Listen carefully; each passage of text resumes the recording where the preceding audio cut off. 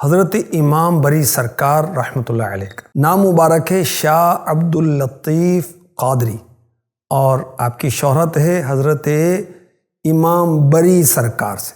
حضرت امام بری سرکار رحمۃ اللہ تعالی علیہ کی عادتیں بڑی اچھی تھیں، اخلاق بڑے پیارے تھے، سیرت بہت اچھی تھی، کردار و گفتار میں سبحان اللہ اللہ کے محبوب علیہ الصلاۃ والسلام کی سیرت کی جھلکیاں نظر آتی تھیں، اور جو آپ سے ایک بار مل لیتا وہ خواہش کرتا تھا کہ حضرت سے دوبارہ میری ملاقات ہو جائے۔ آپ کے ان اچھے اوصاف کی بنا پر کثیر لوگوں نے آپ کے صدقے میں قبول اسلام کا شرف حاصل کیا۔ اورنگزیب عالمگیر، یہ مشہور بادشاہ گزرا، اولیاء کرام سے محبت کرنے والا، جب حضرت امام بری سرکار رحمۃ اللہ علیہ کی خدمت میں حاضر ہوا تو حضرت درس قرآن میں مشغول تھے۔ اورنگزیب عالمگیر رحمۃ اللہ علیہ کے آنے کا آپ نے نوٹس نہیں لیا، درس قرآن جاری رکھا، تو اورنگزیب عالمگیر سمجھ گئے یہ سچے اللہ والے ہیں، یہ مرعوب نہیں ہوتے کسی شہزادے سے، کسی فوج سے۔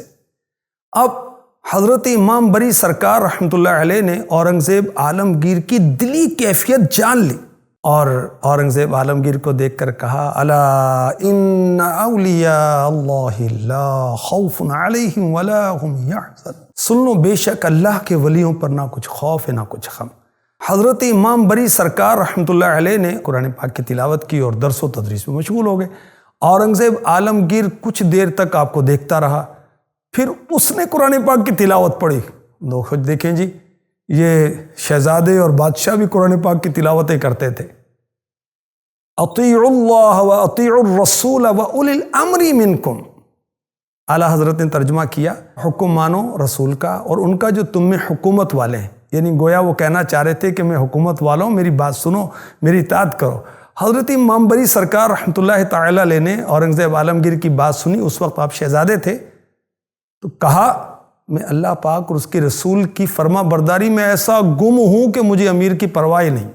پھر درس قرآن میں مشغول ہو گئے، اور درس دیتے ہوئے فرمایا تمام تعریفیں اللہ پاک کے لیے جو حمد و ثنا کے لائق ہے اور ہر چیز پر قادر ہے، اس کا کوئی شریک نہیں، وہ ہر برائی اور عیب سے پاک ہے۔ اورنگزیب عالمگیر رحمۃ اللہ علیہ نے یہ انداز دیکھا تو بڑے متاثر ہوئے، گستاخی پر معذرت کی۔ حضرت امام بری سرکار رحمۃ اللہ علیہ نے معاف فرماتے ہوئے دعائے خیر سے نوازا، اور جب اورنگزیب عالمگیر نے ریکویسٹ کی کہ مجھے نصیحت کیجیے، تو سبحان اللہ حضرت امام بری سرکار رحمۃ اللہ تعالی علیہ نے دعا کی کثرت کرنے کی تاکید کی، نصیحت کی، اور کہا کہ جو شخص اللہ پاک سے دعا نہیں مانگتا اللہ اسے ناراض ہوتا ہے۔ دعا مومن کا ہتھیار ہے، دعا قبولیت کا یقین رکھ کر مانگنی چاہیے۔ شہزادہ اورنگزیب عالمگیر رحمۃ اللہ علیہ نے حضرت امام بری سرکار رحمۃ اللہ علیہ سے دعا کے قبول نہ ہونے کے بارے میں پوچھا کہ دعا ہماری قبول نہیں ہوتی، اس کی کیا وجہ ہے؟ فرمایا کہ دعا کی قبولیت کے لیے حلال رزق بہت ضروری ہے۔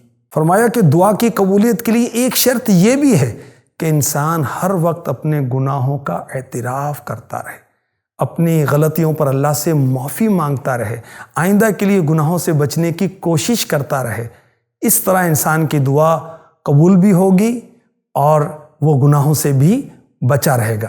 حضرت امام بری سرکار رحمۃ اللہ علیہ نے فرمایا ان قریب تم ہندوستان کے بادشاہ بنو گے، یاد رکھنا جب تک رزق حلال نہیں کماؤ گے، اپنی اولاد کو اچھی روزی نہیں کھلاؤ گے، تمہاری دعا قبول نہیں ہوگی۔ کیسا اثر ہوا کہ شہزادہ اورنگزیب عالمگیر بادشاہ بن گیا، مگر ساری زندگی قرآن پاک کی کتابت یعنی قرآن لکھ کر اس کے حلال روزی سے اپنا گزارا کرتا تھا۔ اللہ اکبر۔ حضرت امام بری سرکار رحمۃ اللہ علیہ کے القابات ہیں شیخ المشائخ، سلطان السالکین، رئیس العاشقین، شیخ العارفین، پاک و ہند کے سلسلہ عالیہ قادریہ کے مشہور اولیاء میں سے آپ ہیں، سید گھرانے سے نسب ملتا ہے حضرت علی رضی اللہ تعالی عنہ سے۔ 1026 سنہ ہجری میں آپ کی ولادت ہوئی۔ ابتدائی تعلیم اور تربیت اپنے والد سے حاصل کی۔ آپ کی خواہش تھی کہ میرا بیٹا اسلام کا نام روشن کرے۔ خوب تربیت کی، خوب ان کو نوازا، اور حضرت امام بری سرکار رحمۃ اللہ تعالی علیہ کی شادی بھی سید گھرانے میں ہی ہوئی۔ حضرت امام بری سرکار رحمۃ اللہ تعالی علیہ مرید کن کے تھے؟ غوث اعظم کے پوتے کے۔